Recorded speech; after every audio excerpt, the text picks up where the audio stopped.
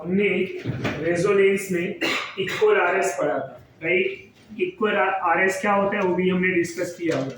Equal RS की stability के बारे में भी डिस्कस किया होगा, राइट। कि अगर दो इक्वल आरएस की स्ट्रक्चर है और दोनों में कौन ज्यादा स्टेबल होगा, तो वहां पे जिसके नंबर ऑफ इक्वल आरएस ज्यादा होंगे उसकी स्टेबिलिटी ज्यादा होगी। हमने लास्ट टाइम दो एग्जांपल लिए थे। कौन से दो एग्जांपल? पहला हमने साइक्लोप्रोइनाइन कार्बोकेटाइन, साइक्लोप्रोइनाइन कार्बोकेटाइन, एंड दूसरा जो है प्रोपोलियम कार्बोकेटाइन। ये दोनों में मैंने स्टेबिलिटी भी पूछा था आपसे, which one is the most stable. तो वहां पे हमने क्या डिस्कस किया था? Propylium cation is highly stable. Why? Because they have 7 equal resonating structure. कितने equal resonating structure होता है? 7। और ट्रोपोलियम का ये साइक्लोप्रोपाइल इनाइल में कितने होंगे? 3। तो जिसका ज्यादा इक्वल आरएस होगा उसकी स्टेबिलिटी ज्यादा। ये हो गया है। अब इक्वल आरएस अगर हमने पढ़ लिया, उसमें कार्बोजनेट, सल्फोनेट ये दोनों भी बताए थे, राइट। और नेक्स्ट एग्जांपल की अगर मैं बात करूं तो नेक्स्ट मैं सबसे पहले मेसोमेरिक इफेक्ट की बात करूंगा।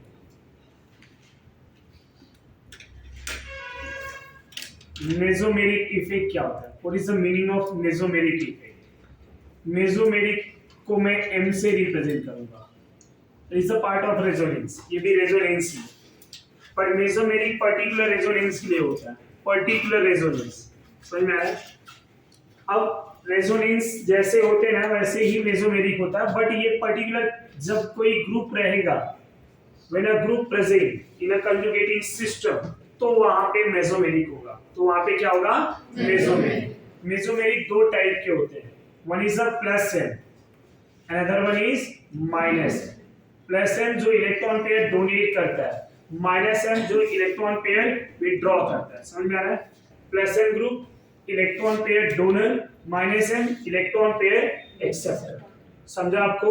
तो प्लस एम इफेक्ट और माइनस एम इफेक्ट दो होते हैं।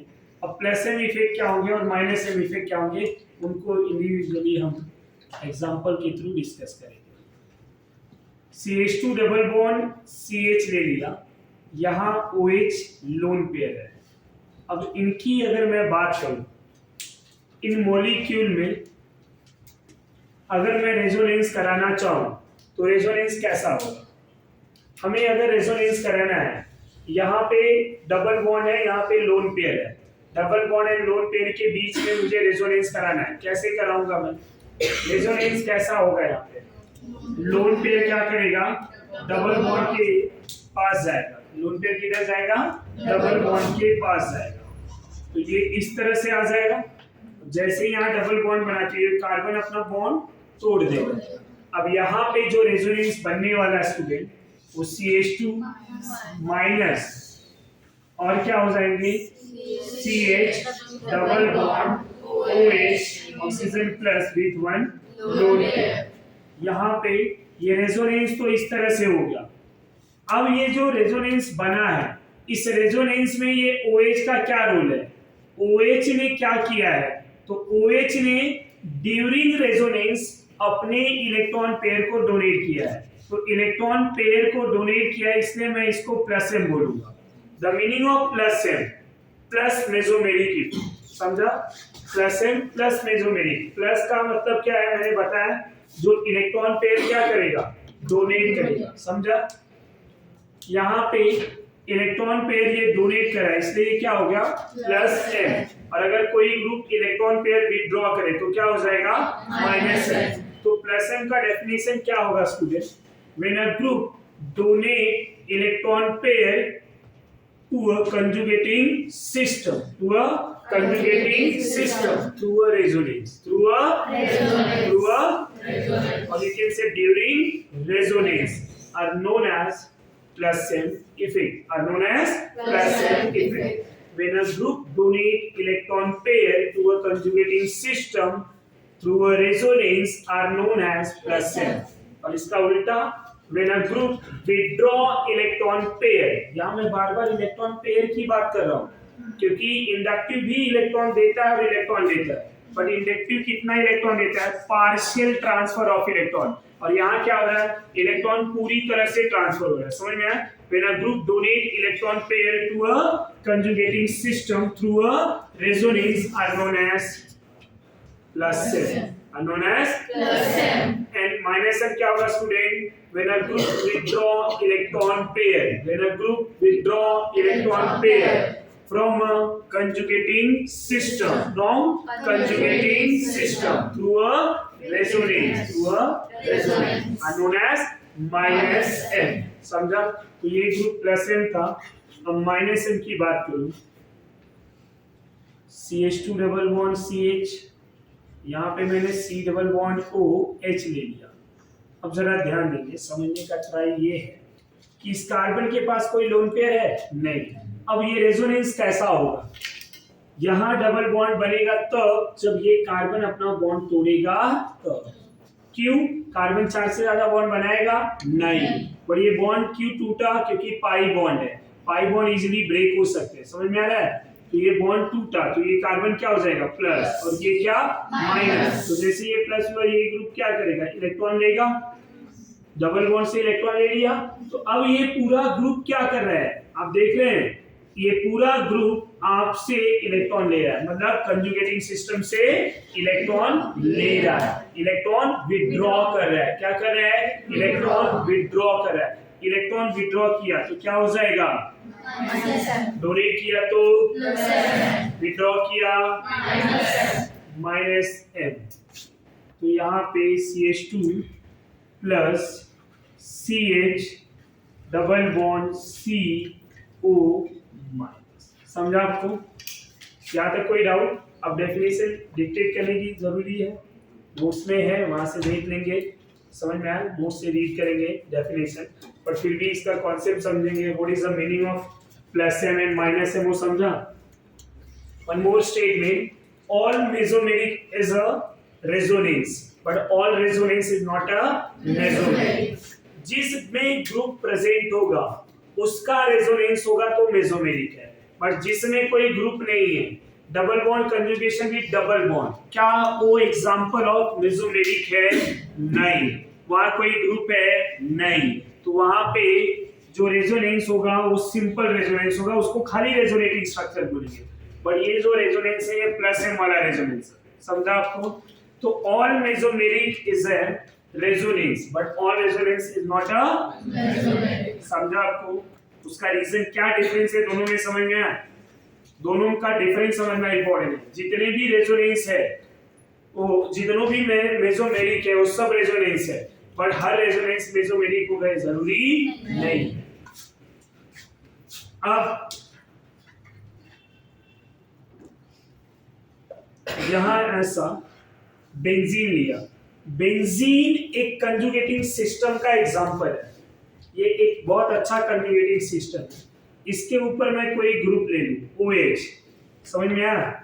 अब मैं आपसे पूछूं कि इसका रेजोनेंस कैसा होगा, तो आप क्या बोलेंगे कि सर ये लोन पेयर ऐसा कार्बन पे आएगा, मतलब ये डबल बॉन्ड को, ये डबल बॉन्ड बना रहा है और बेंजीन को इलेक्ट्रॉन दे रहा है, और ये डबल बॉन्ड टूट के यहाँ निगेटिव आ रहा है। समझा? तो ये OH क्या किया? लोन पेयर है, तो लोन पेयर देके यहाँ पे रेजोनेंस हो गया। अब रेजोनेंस हो किया तो कौन सा वाला रेजोनेंस? प्लस है। अब आपको आई इफेक्ट पहले पढ़ा चुका हूँ। अब मैं आपसे पूछूंगी बेटा जो OH ग्रुप है उसका आई नेचर कैसा होता है? प्लस आई होगा या माइनस आई? आप क्या बोलेंगे? Minus I. माइनस आई क्या करता है? पार्शियली इलेक्ट्रॉन निकालता है। तो मैं आपसे पूछूं रेजोनेंस स्ट्रॉन्गर होगा या प्लस माइनस आई? तो आप बोलेंगे प्लस है। क्यों?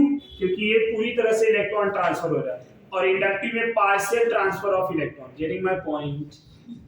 तो plus M is greater than minus I. Plus M is greater than minus I. ये समझा? अब उसी तरह से अगर मैं बेंजीन लिया, benzene is a example of conjugating system, यहाँ पे NH2 ले लूंगा। अब क्या होगा स्टूडेंट? बोले ये लोन पेयर इधर, ये लोन पेयर ऐसा। अब ये लोन पेयर देके बॉन्ड बना रहा है, तो नो डाउट कौन सा रेजोनेंस होगा? और आई कौन सा? अब आई का जिसको ऑर्डर याद होगा तो ये इजिली फटफट आंसर बताता जाएगा।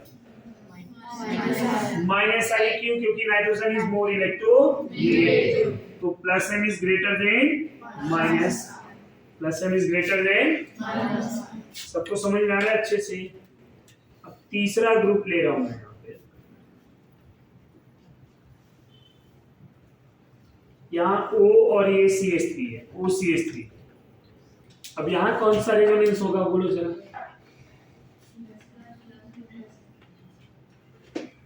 Plus M is greater than, समझ में आ रहा है सबको? Plus M is greater than minus are.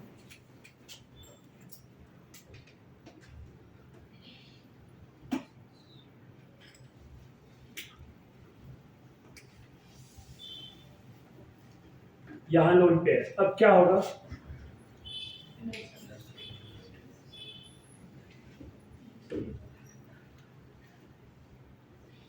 बोलो जरा, कौन सा इफेक्ट? अब मैं खाली स्ट्रक्चर लिखूं, क्या आप लोग आंसर सॉल्व कर सकते हैं? जरा ओरली सॉल्व करिए, बाद में मुझे आंसर बताएंगे। मैं यहाँ स्ट्रक्चर लिखते जा रहा हूं, आप आंसर बताएंगे, बता पाएंगे या नहीं? बोलो जरा।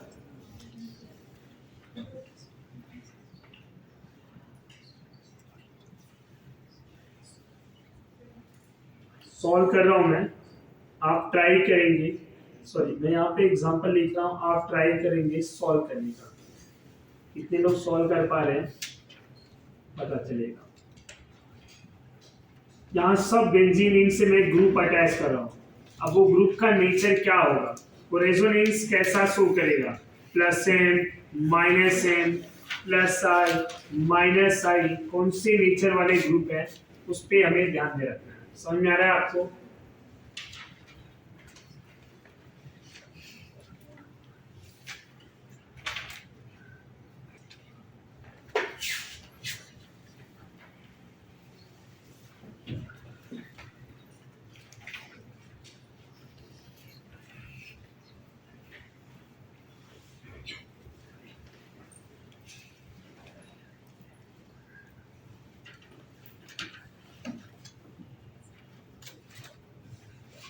कितने एग्जांपल समझ में आ रहे हैं आपको?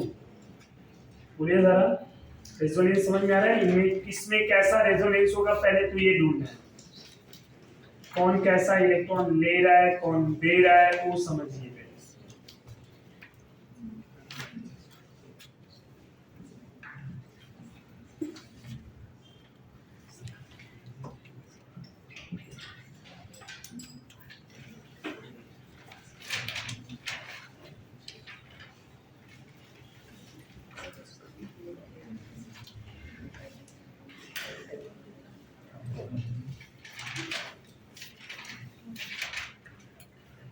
इतने सारे ग्रुप लिए हैं मैंने।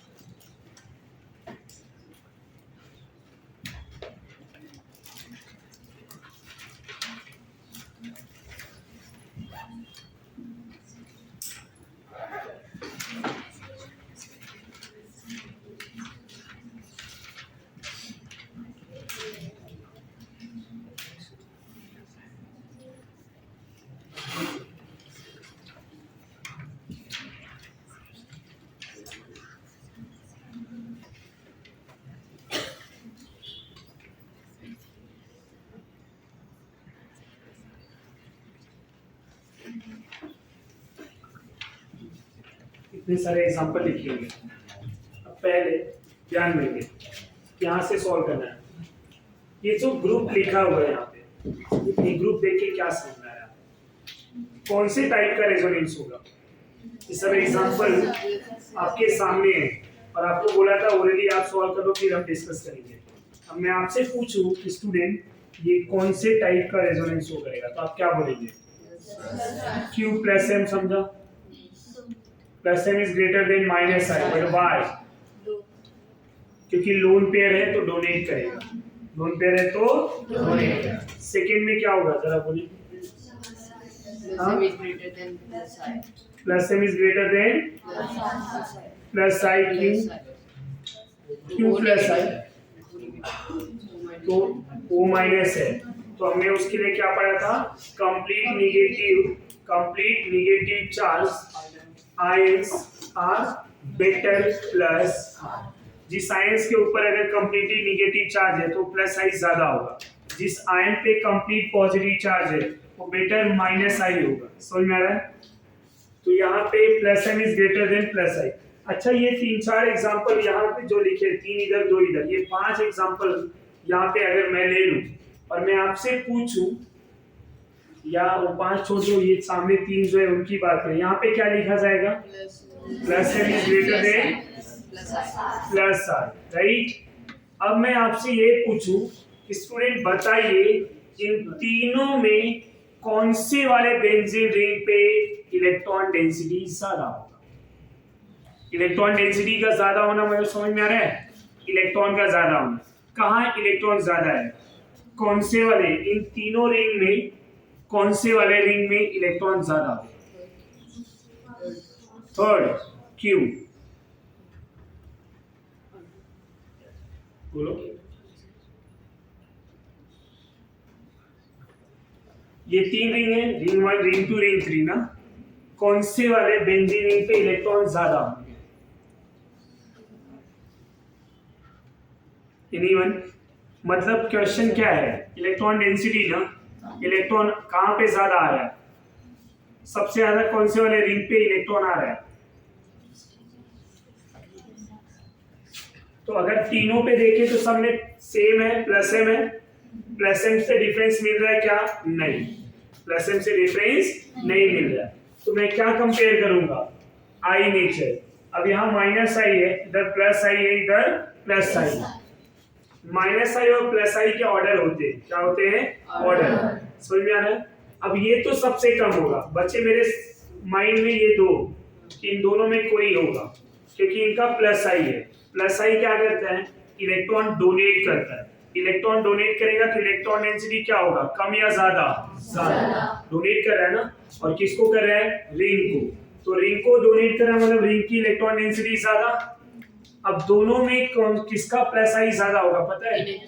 NH minus, if you remember the order of plus I, NH minus का प्लस I ज्यादा, मतलब ये इलेक्ट्रॉन ज्यादा दे रहा है, किसको दे रहा है? रिंग को।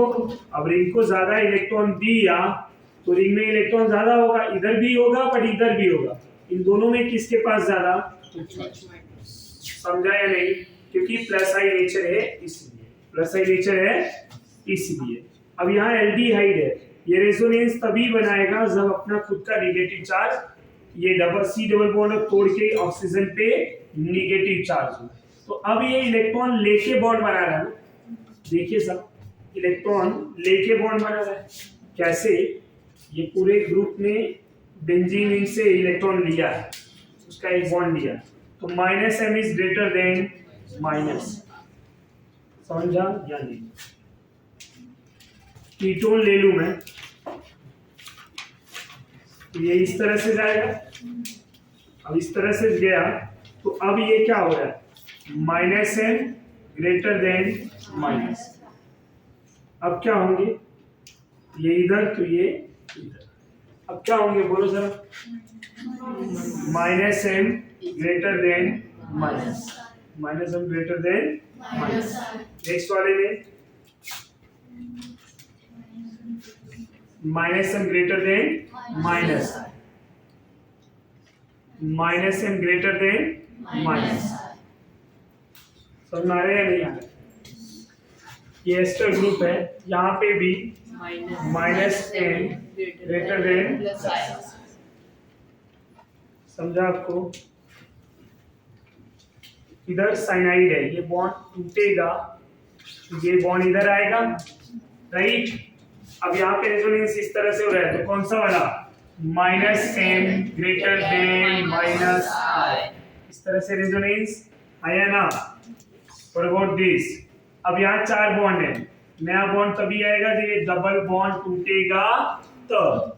तो होगा क्या? All this group are minus M greater than minus I, minus M is greater than minus. इधर क्या होगा? ये बॉन्ड इधर ऐसा, समझ में आया? और ये बॉन्ड इधर ऐसा। अब ये रिंग को इलेक्ट्रॉन दे रहा है ना, तो यहाँ क्या लिखूं मैं? Plus N. क्या लिखेंगे?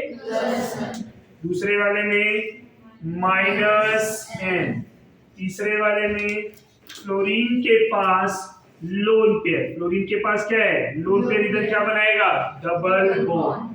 फ्लोरीन इधर क्या बनाएगा? लोन पेयर इधर डबल बॉन्ड, और ये डबल बॉन्ड इधर निगेटिव। समझ में आ रहा है आपको? अब ये कौन से वाले रेजोनेंस हुए? फ्लोरीन में plus N greater than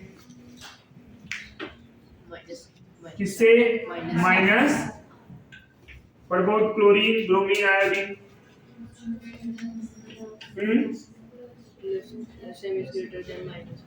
plus N greater than minus, correct है? यहां होगा minus M is greater than, sorry, minus I is greater than plus. सवाल बदल गया, या सवाल सही है तो जवाब बदल गया। यहाँ पे plus N greater than minus है, यहाँ minus I greater than plus है, जबकि बोथ आर सेम फैमिली, दोनों सेम फैमिली के है ना? आया ना? तो क्या होगा? बोलो। Minus M is greater than. अब सवाल के जवाब अगर बदल गए तो क्या करेंगे हम? बोलो जरा, कुछ तो करना पड़ेगा। अब इनके बारे में सोचना पड़ेगा, ऐसा क्यों हुआ? जनरली आंसर चेंज होता है तो क्या सोचते हैं हम? ऐसा क्यों हो रहा है? किसी के माइंड में कोई आइडिया आया क्यों ऐसा हो गया?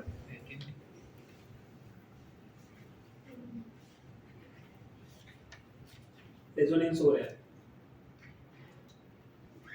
दोनों में, लोन पेयर देके दे रहा है, निगेटिव चार्ज का पढ़ना नहीं,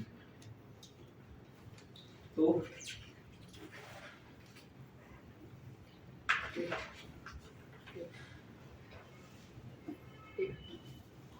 ऑक्टेट सबका कंप्लीट। हमने अभी ऑर्बिटल पढ़ा, याद है? प्रीवियस डेज में अजीज सर एसपीडी पढ़ लिया सब में? फ्लोरीन कौन से ऑर्बिटल का एलिमेंट, और कार्बन, ये दोनों कार्बन एंड फ्लोरीन दोनों सेकेंड सेल के, आया ना? सेकेंड सेल का मतलब समझते हो?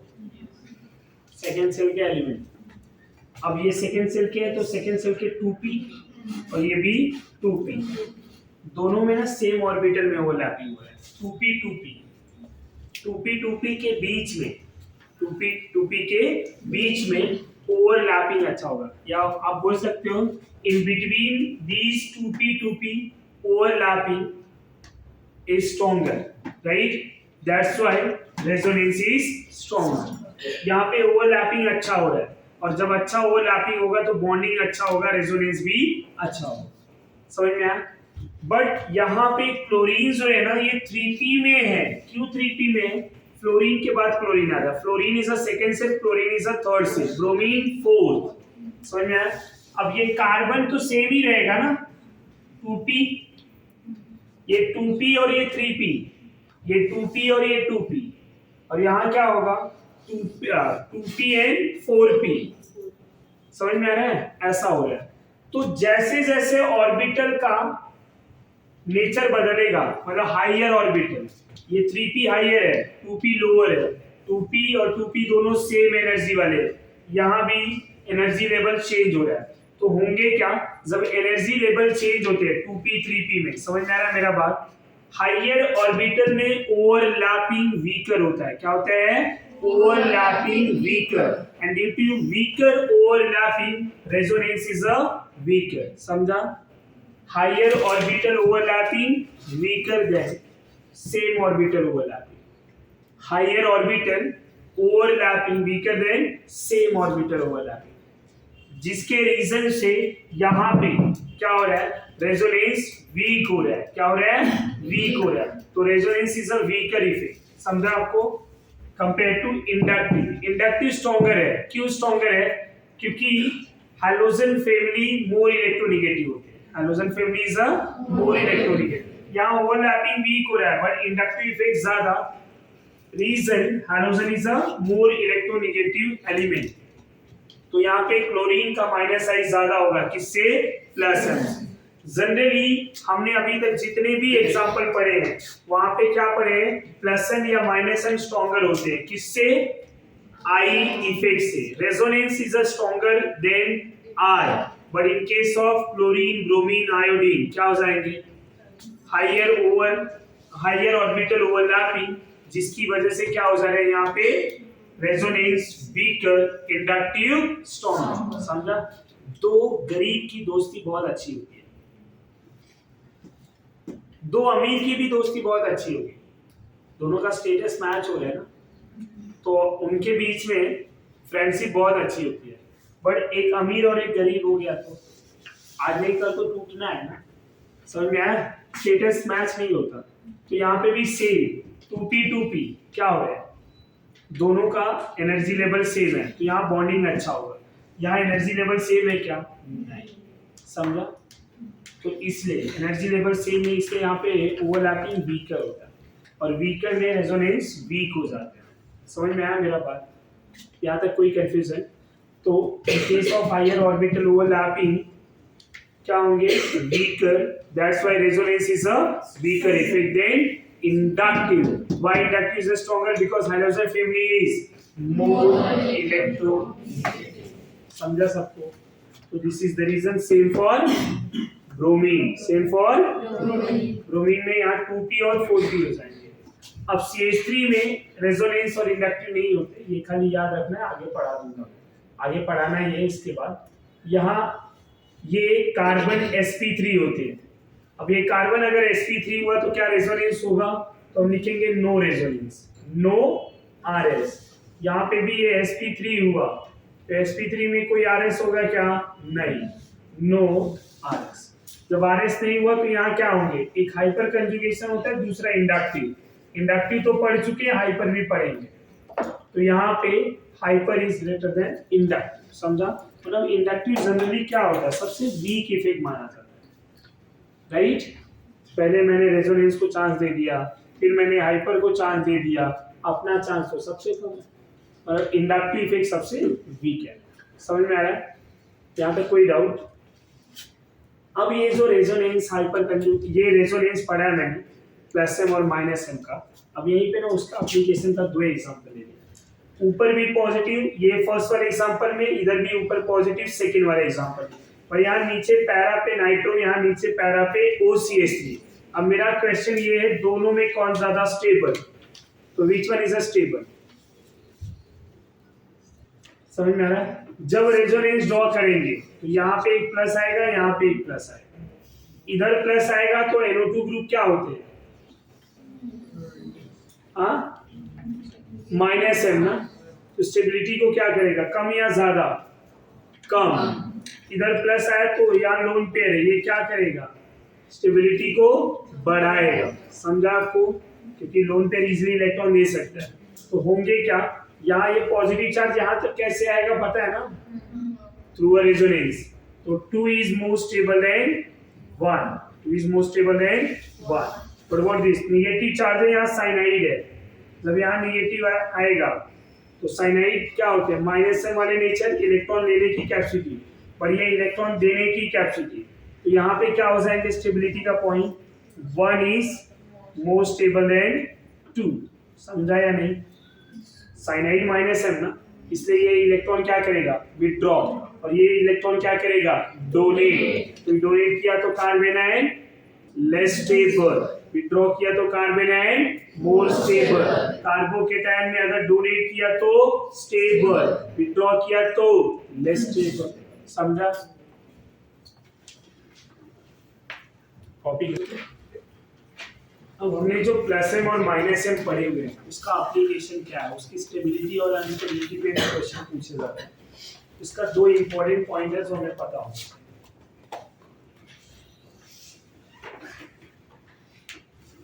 Point number 1, plus M group adjacent to negative charge, plus M group adjacent to negative charge make the structure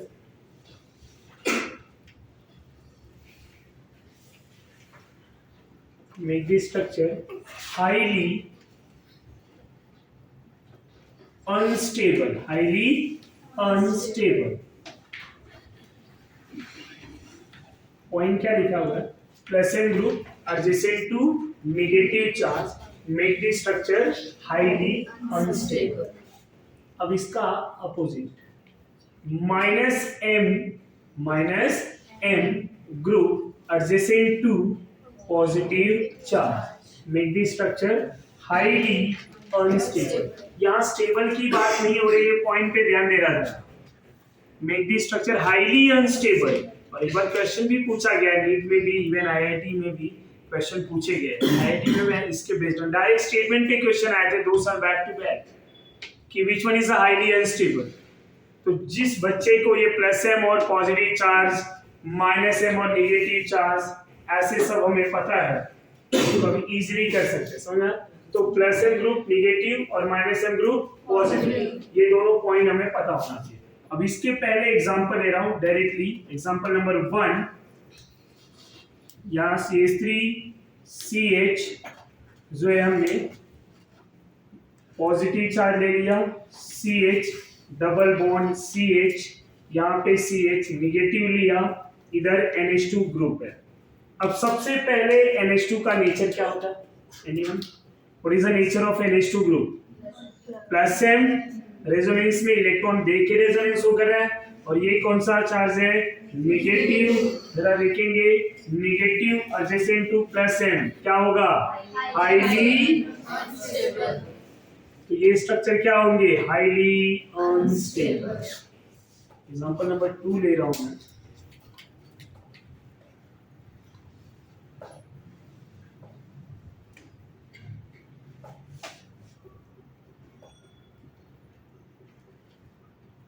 NO2 ले लीजिए। अब जरा ध्यान दें, ये NO2 कौन सा ग्रुप होता है, याद है कुछ? माइनस, और ये दोनों एडजेसेंट पे हैं, क्या हो गया? Highly unstable. समझा आपको? एग्जांपल नंबर 3 MCQ बना रहा हूं।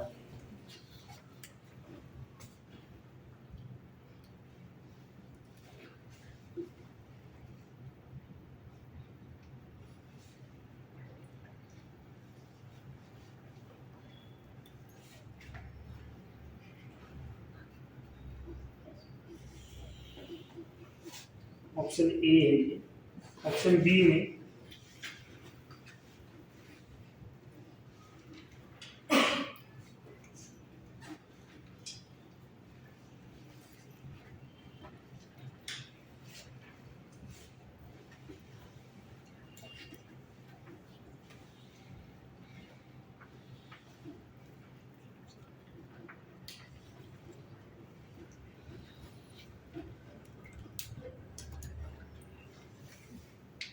Option D,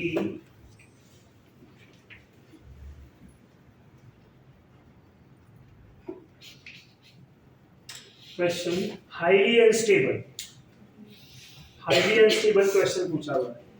in example number 3 which one is highly unstable? y minus plus m minus charge, तो negative charge adjacent to plus m group, negative charge adjacent to plus m group, or you can say plus m group adjacent to negative charge, make the structure highly unstable to be, समझा आपको? इस तरह से पूछे जाते हैं। तो stability के पॉइंट मैंने कई बार बता दिया आपको, ऑक्टेट रूल के बेस्ड ऑन रेजोनेटिंग स्ट्रक्चर का पढ़ाया है। अगर डिफरेंट मॉलिक्यूल आया, दो अलग अलग मॉलिक्यूल है, तो वहां पे स्टेबिलिटी कैसे देखते हैं? वहां पे stability based on more number of resonating structure, जिसके जितने ज्यादा रेजोनेटिंग स्ट्रक्चर होंगे वो उतना ही ज्यादा क्या होगा? स्टेबल। ये पॉइंट समझ में आया? मोर number of RS, more is the stability. समझा आपको? अब अगर सेम आरएस, सेम मॉलिक्यूल है, उसके आरएस की स्टेबिलिटी देखना है तो पहले ऑक्टेट देन ईएन। समझा आपको? और हमने ये भी पढ़ा हुआ है कि अगर कहीं पे इक्वल रेजोनेटिंग स्ट्रक्चर है तो उनकी स्टेबिलिटी ज्यादा होगी, किससे? Normal resonate. अब उसमें चाहे इक्वल आरएस जितने भी हो, एक एग्जांपल उनका भी ले रहा हूं मैं, आपको बताना है which one is a more stable, stability का पॉइंट बता। एक क्वेश्चन ले रहा हूं,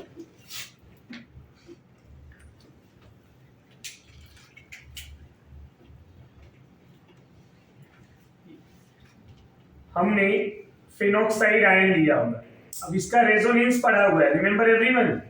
फिनॉक्साइड मतलब O-। ये इस तरह से रेजोनेंस करेगा, डबल बॉन्ड टूटेगा, ऑक्सीजन पे ये कार्बन पे नेगेटिव चार्ज आएगा और ऑक्सीजन मेरा न्यूट्रल हो जाएगा, राइट? अब इसके कितने रेजोनेंस बनते हैं आपको याद है? 5 रेजोनेटिंग स्ट्रक्चर। ये ऑप्शन नंबर ए है। बी मैंने लिया है, कार्बोक्सिलिक एसिड से जब हाइड्रोजन जाता है तो कार्बोक्सिलेट आयन बनता है, ये मेरा ऑप्शन बी है। समझ में आ रहा है आपको?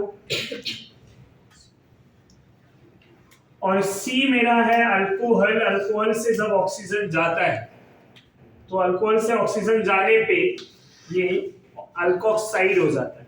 यहाँ आर जो है sp3 है, क्या यहाँ कोई रेजोनेंस होगा?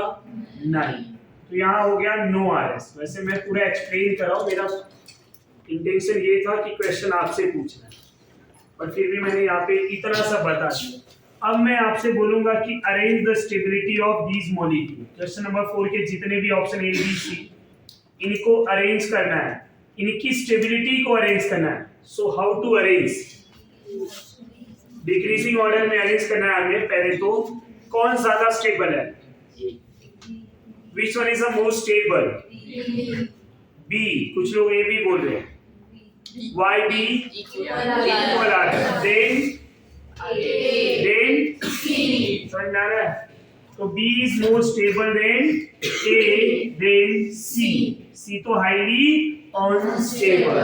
Highly unstable इसलिए क्योंकि ये क्या है? Plus R। क्या है? Plus R। और ये क्या है? Negative charge. इधर प्लस है और इधर क्या है? Negative charge. तो स्टेबिलिटी क्या हो गया? अनस्टेबल। समझ में आ रहा है? क्योंकि नेगेटिव चार्ज प्लस आई क्या करता है? उसको लेस स्टेबल बना। तो इस तरह से भी कोई अगर मॉलिक्यूल दे दिया जाए तो हम उसकी स्टेबिलिटी फाइंड आउट कर सकते हैं। जो पॉइंट्स हमने डिस्कस किए हुए हैं बिफोर रेजोनेंस, वो पॉइंट्स अगर हमें पता है तो इजीली हम स्टेबिलिटी को सॉल्व कर सकते हैं। तो यहाँ पे आपका रेजोनेंस वाला पार्ट कंप्लीट हो जाता है, एप्लीकेशन वाला पार्ट हम डिस्कस करेंगे। तो दैट्स ऑल।